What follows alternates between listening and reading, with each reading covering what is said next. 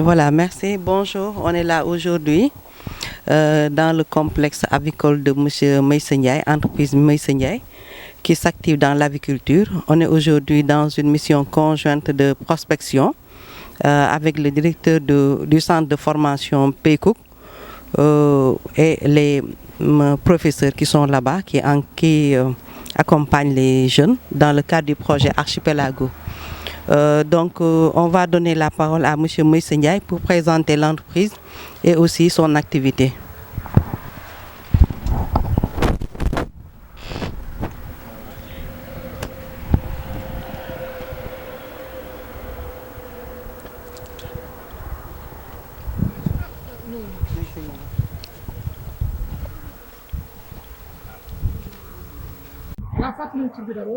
Meïssa Ndiaye. mais sa nga yëngu ci wàllu agriculture mën ngeen wax liggéey bi ak ñaata sujet ak kañ nga ci dugg. liggéey maa ngi siy dugg depuis 2019 instant bi maa ngi toll di dugal 6000 sujets maa ngi koy dugal si mois bu nekk dama koy génne. si dox maanaam tey jii yaa ngi waajal pour am benn sujet mais tamit est-ce que pare nga pour accueillir ay stagiaires yoo xam ne dañu la accompagner waaye tamit wane ni ñu jàng ci école yi. incha allah pare naa pour jël ñoom. mën nga jël ñaata stagiaires. mën naa jël benn wala ñaar. Voilà, donc c'est M. Abdou Dieng, directeur du CAPNFF de PECOOK, Touba PECOOK. Voilà, très bien. Nous sommes dans une entreprise qui évolue dans le secteur avicole, qui est prête aujourd'hui pour recevoir des stagiaires dans le cadre du projet Archipelago. Est-ce que les données techniques sont réunies après cette visite de prospection? Voilà, merci. Donc je commence par féliciter M. Ndiaye, Meïssa Ndiaye, d'avoir pu installer une complexe avicole. Et disons que c'est le prolongement de ce que nous avons pu faire dans notre établissement pour tout ce qui est enseignement théorique et plus ou moins pratique. Donc les apprenants que nous comptons faire venir au niveau de M. Ndiaye donc vont s'exercer, vont, si vous voulez, accomplir ce qu'ils ont pu acquérir en termes de compétences. Disons que nous nous réjouissons d'avoir fait le déplacement et nous avons constaté également que malgré l'étroitesse, si vous voulez, du périmètre avicole, il a pu peut-être mener ses activités avicoles. Parce que quand nous l'avons entendu, donc il peut peut-être conduire plus de 6 000 poulets de chair. Ça, c'est énorme. Ça veut dire que malgré l'étroitesse, on peut installer, si vous voulez, un bâtiment d'élevage. Parce que vu l'emplacement, donc si vous voulez, les élèves ne vont pas se désorienter. Parce que pratiquement tout ce qu'ils ont pu acquérir en termes de connaissances, c'est ce que Meïssa Ndiaye a pu faire en termes de matériel avicole, en termes d'accès en eau potable, en termes de main-d'œuvre.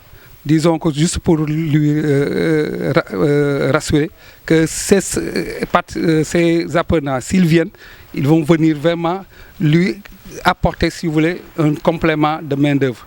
Ils ne viennent pas pour séjourner et repartir. Donc ils vont, si vous voulez, participer à l'activité avicole.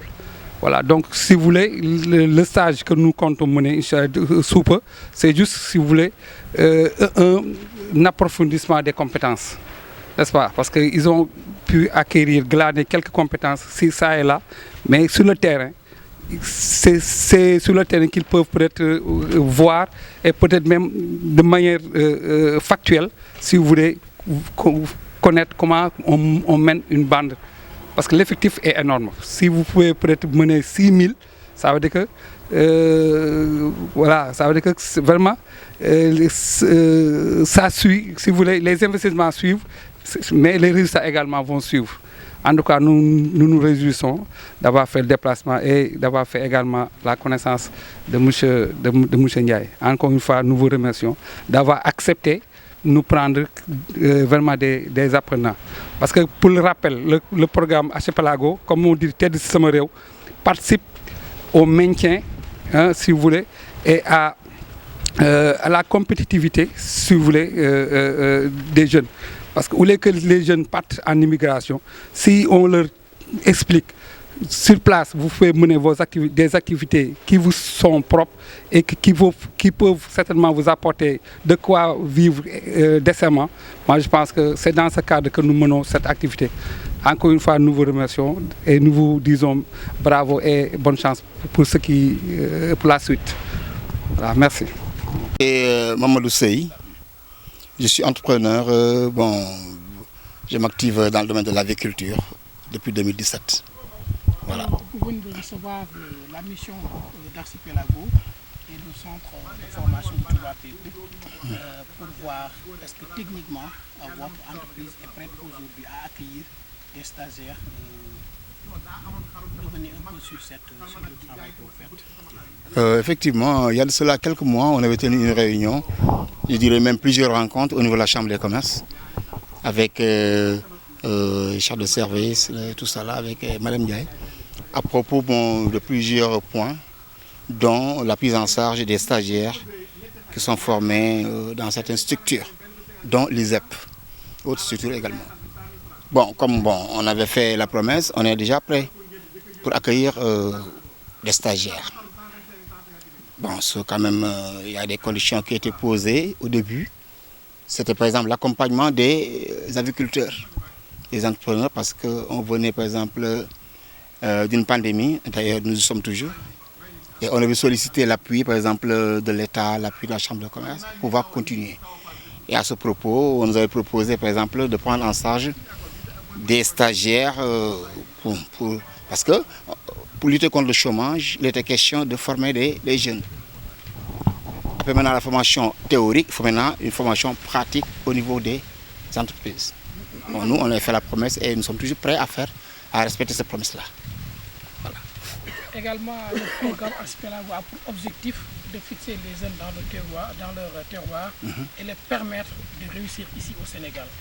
Effectivement, parce que nous nous sommes rendus compte que ce n'est pas seulement en voyageant qu'on peut réussir. On peut effectivement réussir ici dans son milieu, mais pourvu quand même qu'on ait quand même un métier. Parce que le métier quand même c'est la base. Si on n'a pas de métier, quand même on est tenté de vouloir voyager, aller voyager n'importe comment. Il y a plusieurs façons de voyager que les jeunes empruntent actuellement et qui ne sont pas du tout appropriées ni conseillées. Donc effectivement les jeunes peuvent réussir bel et bien ici au Sénégal. Nous, ce que nous croyons et nous voyons effectivement que c'est très possible. Moi qui vous parle, je suis un fonctionnaire à la retraite, je suis maintenant à la retraite, mais je m'active. Et je me rends compte qu'effectivement les jeunes peuvent réussir dans ce métier-là. Mais quand même, il faut aussi un accompagnement de l'État. Il faut qu'un accompagnement des instances comme la Chambre de commerce, comme les banques, comme les DER et autres là. Depuis combien de temps on fait miroiter. Je parle sous le contrôle de Mme Diaz. On fait miroiter. On a déposé des dossiers, on a fait des va-et-vient, déposé des papiers, tout ça là, mais jusqu'à présent ça tarde. Voilà. Votre plan aujourd'hui, la capacité aujourd'hui d'élevage aujourd'hui par rapport aux pondeuses, aux sujets chers, entre autres. Voilà. Actuellement, pour le moment, je fonctionne avec un seul box, un seul poulailler de pondeuses. J'ai une bande de 1500 sujets. C'est ma deuxième bande. Qui a démarré. C'est des pondeuses, oui, des sujets pondeuses. Journalière, c'est pas fixe. Vous savez, avec les intempéries, le climat, les maladies et autres là, ça varie. C'est pas un nombre fixe, ça varie. Voilà, merci. Voilà, merci beaucoup, merci. Voilà très bien, toujours dans le cadre de la visite de prospection aux entreprises qui doivent accueillir aujourd'hui les stagiaires bénéficiaires du programme Archipelago à Touba. Aujourd'hui, est-ce que, après cette visite, est-ce que vous êtes convaincu que cette entreprise est prête à accueillir ces jeunes stagiaires? Voilà, merci. Moi, je pense que nous sommes bien tombés, comme on dit. Parce que vu le premier, ou bien si je me rappelle bien, c'est le premier module, l'emplacement. Donc, quand on est arrivé, on a constaté que le module, les apprenants vont se rendre compte que ce qui a été dit dans le module emplacement, donc ils vont le vérifier sur le terrain. Donc l'orientation et tout ça. Donc ça veut dire que cela veut dire que à chaque fois qu'on se déplace dans une unité de production, on se rend compte que ça vient réconforter ce qui a été enseigné au niveau du centre. Bon, pour ce qui est de la production de poules pondeuses, voilà, moi je pense que, comme l'a dit M. Sey, donc pour une production de poules pondeuses, bon, les stagiaires, quand ils viennent, donc ils vont apporter également leur pierre. Ils vont participer à la main-d'œuvre.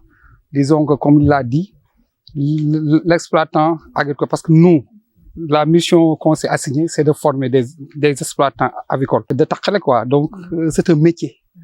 Voilà. Parce que, comme il l'a dit, c'est un retraité qui s'active dans la production avicole. Disons que, voilà, donc ils sont là pour apprendre un métier. Au lieu de s'aventurer, au lieu de mettre leur vie, voilà, au niveau de l'océan. Disons que maintenant, nous remercions, si vous voulez, M. Sey, d'avoir accepté de nous prendre des stagiaires. En tout cas, le lieu est bien indiqué pour réconforter ce qui a été enseigné au niveau du centre. Alors, très bien. Voilà, donc, par rapport toujours à cette lutte contre l'immigration clandestine, accompagner les personnes vulnérables à travers le programme Archipelago, votre appréciation. Voilà, donc, à travers le programme Archipelago, moi, je pense que c'est une réponse à la lutte contre la pauvreté. Et également, c'est une réponse pour fixer les jeunes. Parce que rien ne sert de, comme dirait l'autre, rien ne sert de partir. Il faut partir à point. Voilà, donc quand ils vont en Espagne ou en Italie, ce qu'ils font, apparemment, c'est ce qu'ils devraient faire ici. C'est travailler dans, si vous voulez, dans l'agri-élevage, dans les fermes. Parce que c'est ce qu'ils font réellement, c'est ce qu'ils font en Espagne. Voilà. Pour autant, ils peuvent le faire sur place. N'est-ce pas? Voilà. Disons que le programme Archipelago est une réponse exacte de la lutte contre l'immigration clandestine. Parce qu'on ne peut pas refuser les gens de se déplacer, mais il faut se déplacer à coup sûr. Voilà. Donc, disons que vraiment le programme est venu à leur indiquer. Voilà. Donc, c'est une réponse. Merci.